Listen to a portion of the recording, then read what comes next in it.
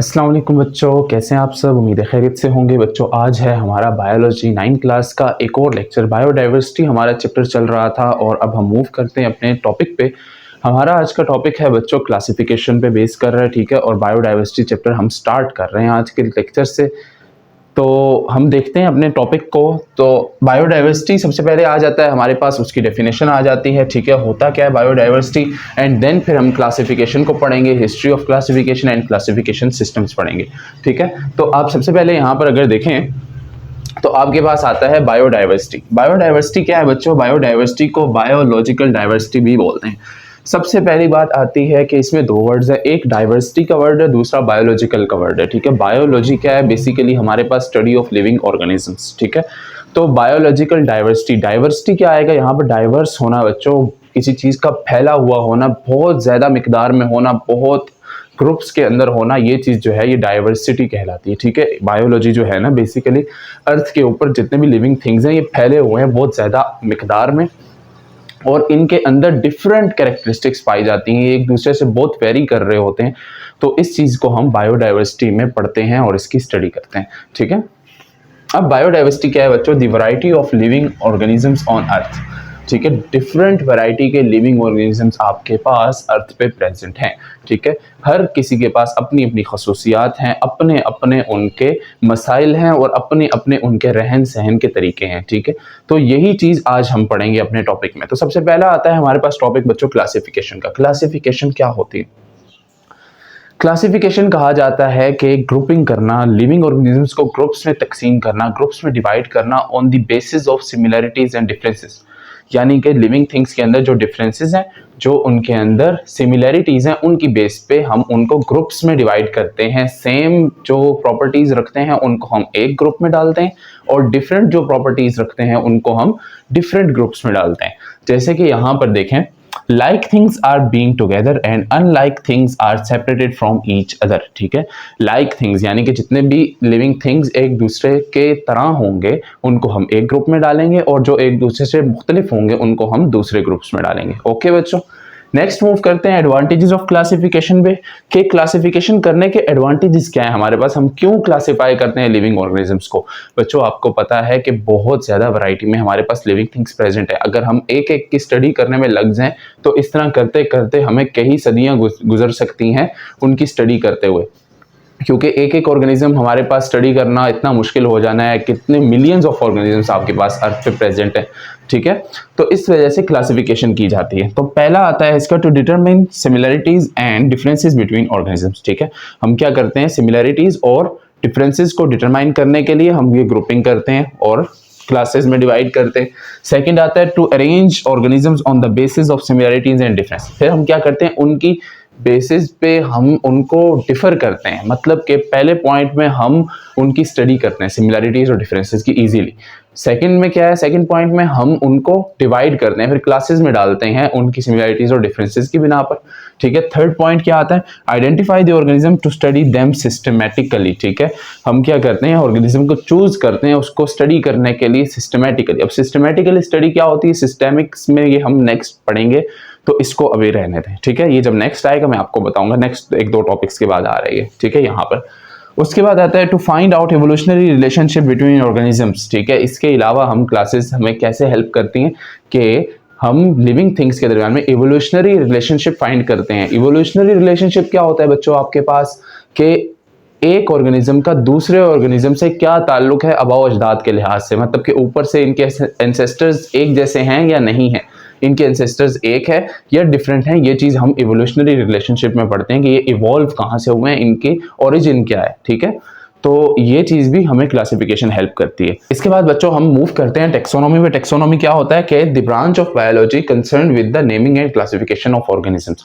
ऐसी branch biology की जिसके अंदर हम नेमिंग और ग्रुपिंग को पढ़ते हैं, मतलब कि जो ऑर्गेनिजम्स नए दरियाफ्त होते हैं, न्यू आइडेंटिफाई होते हैं, उनको हम नेम्स देते हैं, ठीक है। इसके अलावा उनको फिर क्लासेस में या ग्रुप्स में डालते हैं। ये चीज हम टेक्सोनॉमी में पढ़ते हैं। ये ब्रांच में आपको फर्स्ट चैप्टर में बता चुका हूँ ऑलरेडी। उसके बाद नेक्स्ट आता है हमारे पास सिस्टमैटिक्स। सिस्टमैटिक्स क्या है बच्चों, कि साइंटिफिक स्टडी ऑर्गेनिज्म की, के उसका सिस्टमैटिक्स क्या है बच्चों, the scientific study of diversity of organisms and the evolutionary relationship is known as systematics. ये अभी हमने सिस्टमेटिकली पहले वर्ड पढ़ा था और ये सिस्टेमिक्स इसी से रिलेटेड है कि हम किसी भी ऑर्गेनिज्म का दूसरे ऑर्गेनिज्म से क्या रिलेशन है, ठीक है, वो कैसे किसी दूसरे ऑर्गेनिज्म से जो है अपनी सिमिलरिटीज या डिफरेंसेस रखता है, ये चीज़, ठीक है। उसके अलावा कि उसका उससे इवोल्यूशनरी रिलेशनशिप क्या है दूसरे ऑर्गेनिज्म से, ये चीज़ भी हम सिस्टमेटिक्स में पढ़ते हैं। और डाइवर्सिटी ऑफ ऑर्गेनिजम्स पढ़ते हैं, ठीक है। डाइवर्सिटी ऑफ ऑर्गेनिज्म से क्या मुराद है, कोई ऑर्गेनिज्म कितना डाइवर्स है, कोई ऑर्गेनिज्म कितना कम है, ये चीज़ें भी हम इसी में देखते होते हैं। हर ऑर्गेनिज्म की अपनी अपनी अमाउंट है, ठीक है। कई ऑर्गेनिज्म जो है वो बहुत फैले हुए हैं, उनकी बहुत सारी स्पीशीज प्रेजेंट है, और कई ऑर्गेनिज्म की बहुत कम स्पीशीज है और वो बहुत कम अमाउंट में प्रेजेंट है, ठीक है। इसके बाद नेक्स्ट मूव करते हैं हम अपने टॉपिक पे, वो आता है हमारे पास हिस्ट्री ऑफ क्लासिफिकेशन। मतलब कि क्लासिफिकेशन जो है इसकी हिस्ट्री क्या है, ये कैसे स्टार्ट हुई थी और ये कैसे आज तक जो हम देख रहे हैं ये हमारे तक पहुंची है, ठीक है। उसमें अगर हम देखें तो फर्स्ट ऑफ ऑल आता है हमारे पास एरिस्टोटल। एरिस्टोटल बच्चों एक ग्रीक फिलोसफर थे, ये पहले ऐसे साइंटिस्ट थे जिन्होंने क्लासिफाई किया था ऑर्गेनिजम्स को, ठीक। इनके बाद जो नेक्स्ट आते हैं वो हैं अबू उसामा अल जहीस। ये आए थे बच्चों 700 एस में। इनका क्या था कि इन्होंने डिस्क्राइब की थी 350 स्पीशीज ऑफ एनिमल्स, ठीक है। इन्होंने 350 स्पीशीज एनिमल्स की डिस्क्राइब की थी, अलग अलग इन्होंने उनकी प्रॉपर्टीज बताई थी, ठीक है। उसके बाद नेक्स्ट हमारे पास जो एरा आता है वो आता है एंड्रिया कैसलपिनो का, ठीक है। एंड्रिया कैसलपिनो जो हैं ये आए थे 1519 से 1603 के दरमियान, और इन्होंने क्या किया था, इन्होंने डिवाइड किया था प्लांट्स को 15 ग्रुप्स में और उनको जेनेरा का नाम दिया था, ठीक है। इन्होंने प्लांट्स को 15 ग्रुप्स में डिवाइड किया था और उनको जेनेरा का नाम दिया था। कब? अपने दौर में, जो कि इनके पास 1519 से 1603 का दौर था। उसके बाद आते हैं हमारे पास जोहन रे। जोहन रे जो हैं इनका दौर जो था वो 1627 से 1705 तक था। इन्होंने क्या किया था, इन्होंने पब्लिश किया था important work on classification of plants. मतलब कि इन्होंने जो क्लासिफिकेशन ऑफ प्लांट्स थी ना, जो कि पहले इन्होंने की थी, एंड्रिया कैसलपिनो ने 15 ग्रुप्स बनाए थे, उन्हीं पर जोहन रे ने क्या किया था, फर्दर कुछ वर्क्स किए थे जिनको उन्होंने पब्लिश किया था उसी की बेस पर। उसके बाद आए थे हमारे पास टोर्नीफोर्ड। टोर्नीफोर्ड जो है इनका एरा है हमारे पास 1656 से 1708 तक, और इन्होंने क्या किया था, इन्होंने इंट्रोड्यूस किया था taxa of class and species. मतलब कि इन्होंने जो एनिमल्स थे उनके नेम्स इंट्रोड्यूस किए थे कि एनिमल की क्लास का क्या नेम होगा और उसकी स्पीशी का क्या नेम होगा, एनिमल्स और प्लांट्स भी, मतलब कि जितने भी हमारे पास ऑर्गेनिजम्स थे ना उनके लिए इन्होंने ये क्लास और स्पीशी का टेक्सा इंट्रोड्यूस किया था, मीन्स के नेम इंट्रोड्यूस किया था। उसके बाद लास्ट में जो आते हैं वो है कैरोलस लिनियस। ये इनका एरा जो था वो था 1707 से 1778 तक, और इन्होंने क्या किया था, इन्होंने स्पीशीज को ग्रुप किया था on the basis of physical properties. मतलब कि फिजिकल प्रॉपर्टीज जो नजर आती हैं उनकी बेस पर इन्होंने ग्रुप्स बनाए थे स्पीशीज के, ठीक है। इसके बाद फिर हमारे पास एक क्लासिफिकेशन सिस्टम आता है जिसके अंदर बच्चों हमने ऑर्गेनिजम्स को डिवाइड किया था। ये जो हैं ये तो बेसिक क्लासेस की बात हो रही है, अब हम ऊपर वाले लेवल पे थोड़ा सा जाते हैं जिनको हम किंगडम्स कहते हैं, ठीक है। तो किंगडम्स जो हैं ये जो बनाए गए थे इनको क्लासिफिकेशन सिस्टम में इंक्लूड किया जाता है, और किंगडम्स जो हैं उनमें हमारे पास पहले आता है 2 kingdom classification system, then 3 kingdom classification system and then 5 kingdom classification system. 2 kingdom classification system बच्चों ये बहुत ओल्ड है और सबसे पहला ये जो सिस्टम था इंट्रोड्यूस किया गया था, और इसमें क्या था कि इसमें 2 ही ग्रुप्स थे, हमारे पास 2 ही किंगडम्स थे, जिसमें एक प्लांटे के नाम से था, एक एनिमेलिया के नाम से था। प्लांटे जो है उसके अंदर हमने इंक्लूड किए ऑटोट्रॉफ्स जितने भी थे जो खुद अपनी फूड बनाते थे, बैक्टीरियाज, फंजाई, एल्जे, ये सारे हमने उठा के डाल दिए किसमें, किंगडम प्लांटे में। और दूसरा जो आता है किंगडम एनिमेलिया, उसके अंदर हमने हेटेरोट्रॉफ्स यानी जो भी अपनी फूड लेके खाते थे वो हमने इसमें डाल दी। मतलब 2 बेसिस पे हमने डिवाइड किए थे। फर्स्ट बेस कौन सी थी कि ऑटोट्रॉफ्स, जितने भी वो थे जो अपनी फूड्स खुद बनाते थे, और दूसरी बेस कौन सी थी हमारे पास, हेटेरोट्रॉफ्स, जो कि अपनी खुराक दूसरों से लेकर खाते थे, ठीक है। तो ये 2 बेसिस पे हमने ये ग्रुप्स बनाए थे।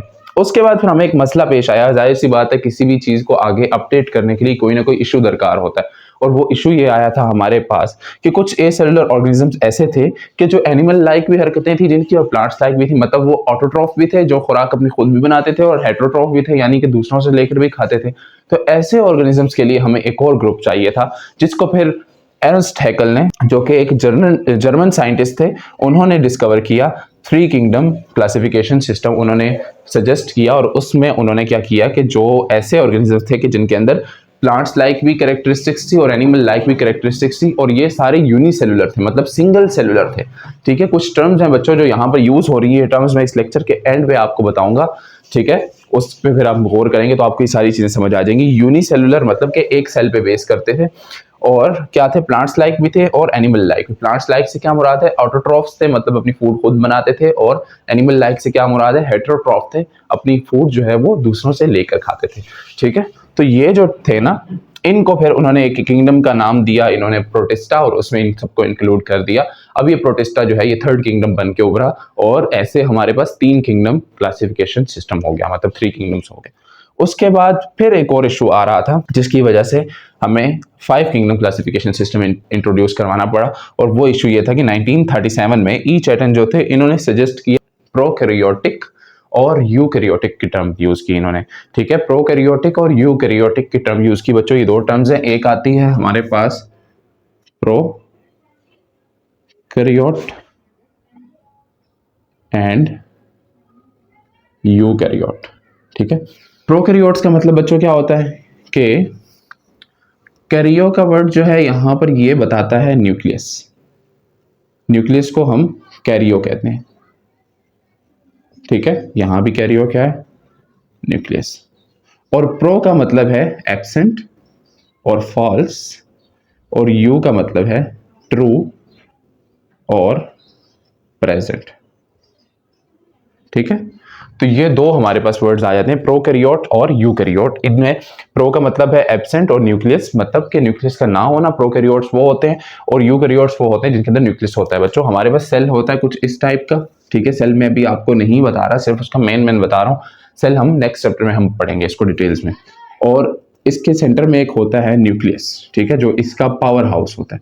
तो हम क्या कहते हैं, सेल और सेल के सेंटर में न्यूक्लियस। अब ये न्यूक्लियस जिसके पास प्रेजेंट होगा वो यूकैरियोट है, और न्यूक्लियस जिसके पास एब्सेंट होगा वो प्रोकैरियोट है। ठीक है, तो ये 2 टाइप्स ऑफ टर्म्स जो थी वो इंट्रोड्यूस की थी ई चैटन ने। अब प्रोकैरियोटिक जो टर्म थी ये बैक्टीरिया के लिए इंट्रोड्यूस की गई थी, और जो यूकैरियोटिक की टर्म थी वो एनिमल्स और प्लांट्स के लिए इंट्रोड्यूस की गई थी, क्योंकि उनके पास न्यूक्लियस होता है और बैक्टीरिया के पास न्यूक्लियस नहीं होता। तो ऐसी सूरत में अब क्या हुआ कि अब इनको पता चला कि अब हमारे पास ऐसे ग्रुप्स हैं, ऐसे किंगडम्स हैं जिनके अंदर प्रोकैरियोट्स यूकैरियोट्स दोनों पड़े हुए हैं। तो अब ये इकट्ठे नहीं रह सकते, इनको डिवाइड करना पड़ेगा, अलग करना पड़ेगा। तो उस सूरत में 5 किंगडम क्लासिफिकेशन सिस्टम इंट्रोड्यूस करवाया 1967 में रॉबर्ट विटेकर ने। रॉबर्ट विटेकर जो थे उन्होंने इंट्रोड्यूस करवाया 5 किंगडम क्लासिफिकेशन सिस्टम, जिसके अंदर उन्होंने प्लांटे को अलग कर दिया, ठीक है, एनिमल्स को अलग कर दिया, उसके बाद फंजाई को अलग कर दिया, प्रोटिस्टा को अलग कर दिया, और लास्ट बचा मोनेरा। मोनेरा ये एक ऐसा ग्रुप था जिसके अंदर बैक्टीरियाज वगैरह को डाला गया था। ठीक है, तो 5 किंगडम कौन कौन से आते हैं, protista, fungi, Monera, animalia and Plantae. तो ये 5 किंगडम्स क्या क्या खसूसियात थी इनके अंदर, कौन कौन से ऑर्गेनिजम्स थे इनके अंदर, ये चीज हम नेक्स्ट लेक्चर में पढ़ेंगे। तो आपके पास बच्चों कुछ यहाँ पर टर्म्स यूज हुई हैं, उनको एक दफा फिर से मैं आपको रिवाइज करवा दूं। जैसे कि पहली टर्म्स ये आ गई प्रोकैरियोट्स और यूकैरियोट्स की, कि प्रोकैरियोट वो ऑर्गेनिजम्स होते हैं जिनके पास न्यूक्लियस एब्सेंट होता है, एंड यूकैरियोट्स वो ऑर्गेनिजम्स होते हैं जिनके पास न्यूक्लियस प्रेजेंट होता है। उसके बाद यूनिसेलुलर एंड मल्टीसेलुलर की टर्म आ गई। यूनिसेलुलर वो ऑर्गेनिजम्स होते हैं जो सिंगल सेल पे बेस कर रहे होते हैं, मतलब उनकी बॉडी सिंगल सेल होती है, उसके बाद उसके अलावा उसके पास कुछ भी नहीं होता। ठीक है, एक सिंगल सेल होगा। और मल्टीसेलुलर कौन से होते हैं, जिनके पास एक सेल्स की वैरायटी होती है, डिफरेंट सेल्स प्रेजेंट होते हैं उनके पास, और सारे सेल्स मिलके डिफरेंट फंक्शंस करते हैं। जैसे कि हम हैं, हमारे क्या है, डिफरेंट सेल्स हैं, स्किन के सेल्स अलग हैं, हड्डियों के जो बोन्स हैं उनके सेल्स अलग हैं, जो हमारे पास प्रोटीन है, जो गोश्त वगैरह उसके सेल्स अलग हैं। तो इस तरह डिफरेंट सेल्स इनके पास प्रेजेंट होते हैं, उनको हम क्या कहते हैं, मल्टी सेलुलर ऑर्गेनिज्म। और यूनिसेलुलर कौन से होते हैं, जिनके पास सिर्फ सिंगल सेल होता है। उसके अलावा एक और 2 टर्म्स आती हैं हमारे पास, ऑटोट्रॉफ और हेटेरोट्रॉफ। ऑटोट्रॉफ्स वो ऑर्गेनिजम्स होते हैं बच्चों जो कि अपनी खुराक खुद बनाते हैं, और हेटेरोट्रॉफ्स वो ऑर्गेनिजम्स होते हैं जो ऑटोट्रॉफ से खुराक लेकर खाते हैं। ठीक है, यानी कि जो दूसरों को खाते हैं वो हमारे पास क्या होते हैं, हेटेरोट्रॉफ्स होते हैं, जो अपनी खुराक खुद नहीं बना सकते। इसके अलावा एक और टर्म आती है जिसको कहते हैं सेप्रोट्रॉफ्स। ठीक है, सेप्रोट्रॉफ्स क्या होता है बच्चों, वो जो कि डेड ऑर्गेनिजम्स को खाते हैं, ईट डेड मैटर। वो ऑर्गेनिजम्स जो क्या खाते हैं, डेड मैटर खाते हैं, जो डेड ऑर्गेनिजम्स को खाते हैं उनको हम क्या कहते हैं, सेप्रोट्रॉफ्स कहते हैं। ठीक है, ऑटोट्रॉफ्स, हेटेरोट्रॉफ्स एंड सेप्रोट्रॉफ्स, ये 3 टर्म्स होगी आपके पास। तो बच्चों इतना ही था आज के लेक्चर में। इसके बाद नेक्स्ट मूव करेंगे हम क्लासेस जो भी हमने डोमेन्स पढ़नी है उन पे मूव करेंगे और फिर उनको देखेंगे डिटेल्स में। बहुत मजे के चैप्टर है आपके पास, बस चीज़ें थोड़ी सी कम्प्लेक्स आना शुरू हो गई हैं तो अब आप अपने जहन बड़े कर लें, क्योंकि अब वो वाली बात नहीं रही कि आप 9 क्लास से पहले जो 7 और 8 में करते रहे हैं वो चीज़ें आसान थी, ईजी थी। अब ये चीज़ें जो हैं आहिस्ता आहिस्ता मुश्किल होती जाएंगी, तो आप लोग अपने जहनों को ब्रॉड कर लें। ओके, मुझे इजाज़त दें। कोई भी क्वेश्चन हो अगर तो कमेंट सेक्शन में लाजमी पूछिएगा। अल्लाह हाफिज़।